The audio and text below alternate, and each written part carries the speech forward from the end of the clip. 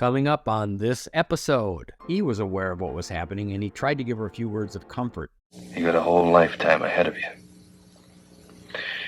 And nobody is ever going to know about this. I'll know, Marshall. Thanks for stopping by. I Did Not Know That Classic TV Edition. Please like and subscribe. Please stop saying don't forget to like and subscribe. Sure, but how are we going to get followers? Hey, it's so good to be back. My computer completely crashed, and then I had real-life things that I had to attend to, so I had to take some time off. But I'm back, tanned and rested, and ready to start pumping out more new episodes. Also, thank you so much for watching this channel. We're nearing 25,000 subscribers, and we're only a mere 40,000 views away from 6 million views. I'm having a hard time believing that. I'm glad people are enjoying the channel, and now let's finally do a new episode. Gunsmoke is often considered the gold standard when it comes to TV westerns, and rightly so. It was the longest-running western in TV history. It was a staple in many American households and ran from 1955 to 1972. I grew up with the later episodes of Gunsmoke that were in color, and when they were an hour long. But from 1955 to 1961, they were half-hour shows. Of course, even before that, it ran on the radio for years. Recently, a network ran a marathon of the early black and white half-hour episodes, and after watching some of them, I began to feel that, in many ways, they were actually superior to the later ones.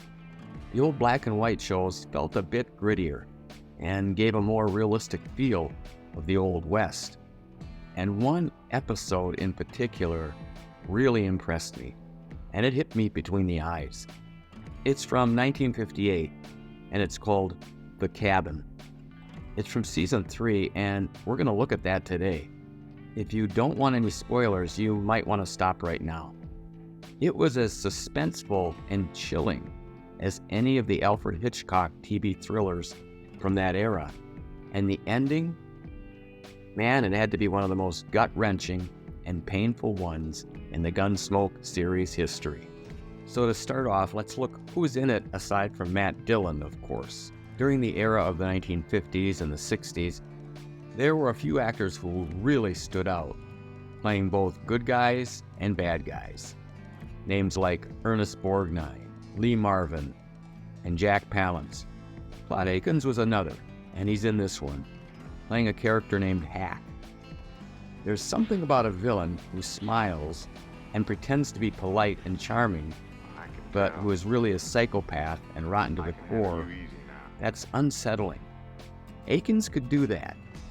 When he played a villain, he could oftentimes appear almost Andy Taylor-like, with his big smile and warm southern accent. But if things start to go sideways, that part of him disappears and you see a ruthless character that's been hiding behind it.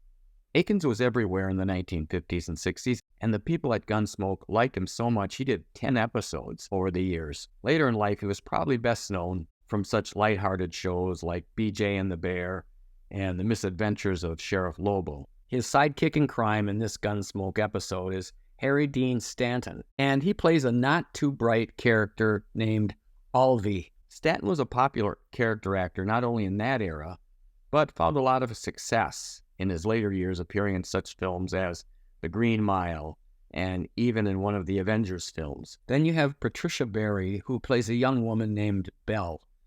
Barry was one of the more popular TV actresses during the 50s and 60s, often playing glamour girls, gold diggers, or a scheming wife. The role in The Cabin is a big departure from those roles, and she gives a very powerful and convincing performance. To set up this episode, Matt was by himself and caught in a blizzard. It was evening, and he was in the middle of nowhere. He was in serious trouble until he spotted a cabin. Even better, there was a light on in the window. He bangs on the door, it opens, and he appears to be saved.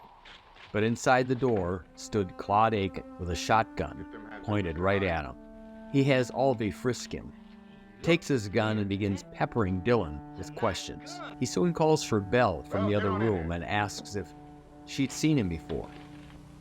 Belle enters the room and she appears to be almost walking in some sort of trance. The music has a very ominous tone to it. Do it, Belle.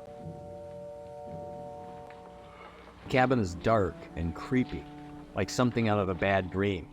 You're wondering why these people are acting so strangely. Is Belle their family member, or is she Hack's girlfriend?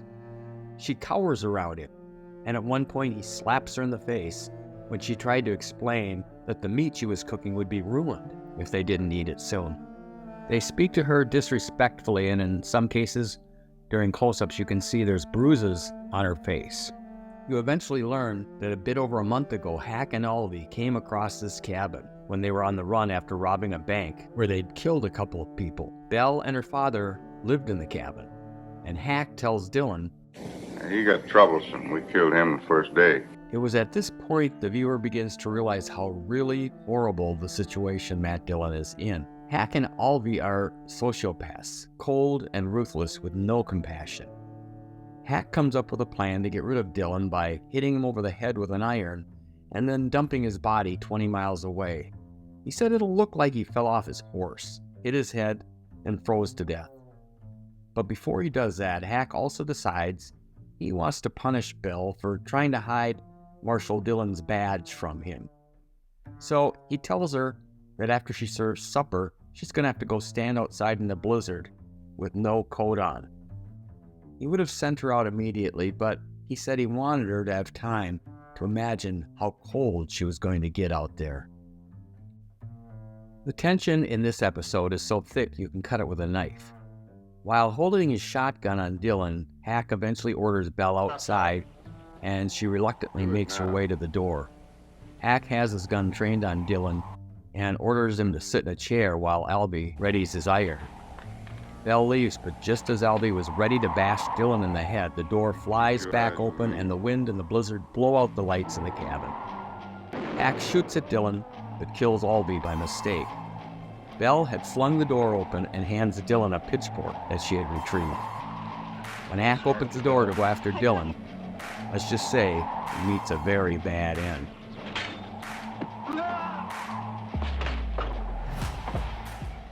It's at this point where this episode starts to take a turn that you usually don't see in a 1950s television series. When Matt and Belle get inside the cabin, she stands near the fire, shaking. Matt tells her it's all over. They're dead. She gives him a haunted look and They says, can't hurt me anymore. No, Belle. They can't hurt you anymore. It's all over.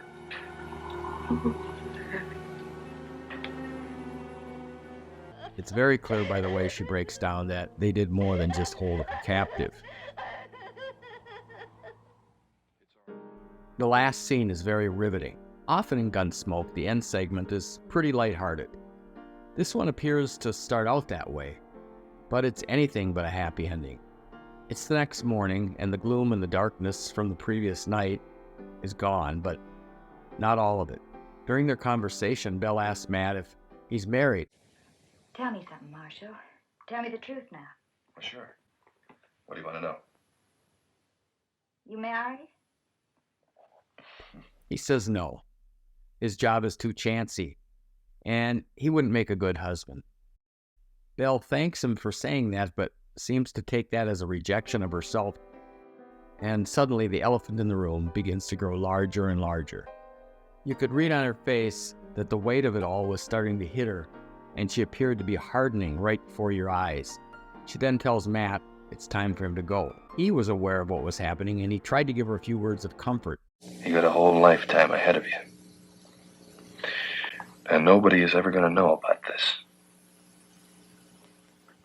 I'll know, Marshal. Her last words were hard to hear, talking as if the possibility of a good and happy life for her was over.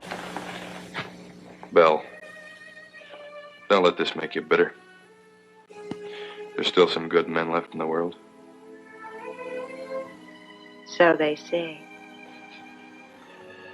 By today's standards, this is pretty tame. But to be able to walk that tightrope of being able to convey such a horrific an intense story in such a way that it was able to make it past the network's censors and do it all in less than 30 minutes, that's master storytelling. I'll provide a link to where you can watch this full TV episode, and I also found the original radio broadcast of The Cabin on YouTube with William Conrad as Marshal Dillon, if you're interested. Anyway, as always, thank you so much for watching the channel, and I'll be seeing you soon. Better